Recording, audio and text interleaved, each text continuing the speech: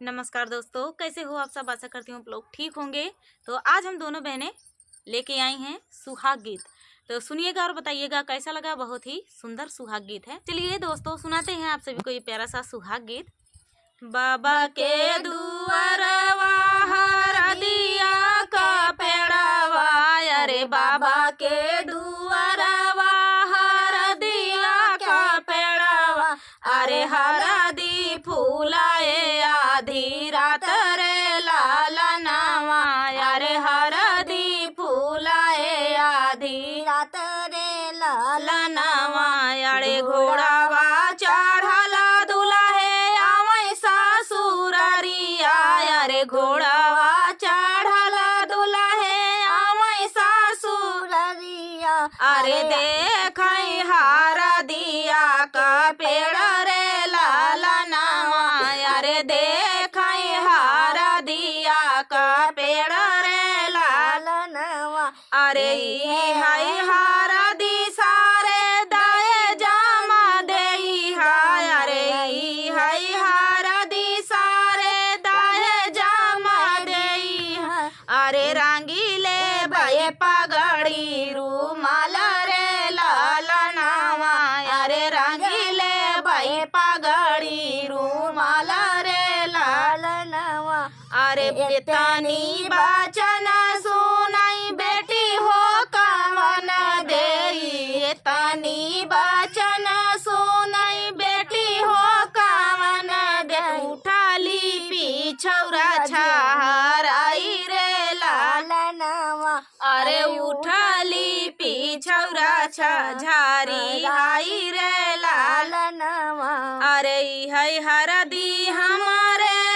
भैया का खेलावा ना, अरे है हरदी हमारे भैया का खेलावा ना, अरे भाऊजी के जन्म आही बात रे लालनावा, अरे भाऊजी का जन्म आही बात रे लालनावा, नी बचन सुनै दुल्हे कवन रामाए, तानी बचन सुनै दुल्हे कवन राम, अरे नयन ललित होई जाई रे लालनावा, अरे नयन ललित होई जाई रे लालनावा, अरे तोहरी बाहिन सारे चौके पाछोड़ा भाई, अरे तोहरी बाहिन सारे चौके पाछोड़ा भाई, अरे काइले भाई दूसरा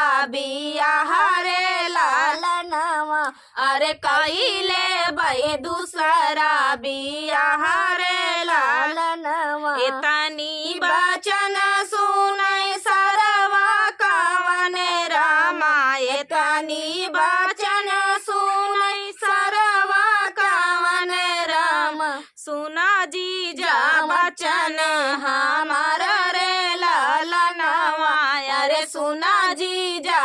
राज हमार रे लालनावा, हमारी बाहिन जीजा बहुत नादानी, अरे हमारे बाहिन जीजा बहुत नादानी, अरे जिनगी बतिया का ख्याल रे लालनावा, अरे जिनगी बतिया का ख्याल रे लालनावा, अरे हरदी जीजा बैल पेला दऊबई, अरे हरदिया जीजा बैल पेला दऊबई, अरे संगली पगड़ी रूमाल रे लालनावा, अरे रंगीले पगड़ी रूमाल रे लालनावा। तो दोस्तों ये प्यारा सा सुहाग गीत आप सभी को कैसा लगा कमेंट में बताना दोस्तों। तो मिलते हैं नेक्स्ट वीडियो में, तब तक के लिए नमस्कार।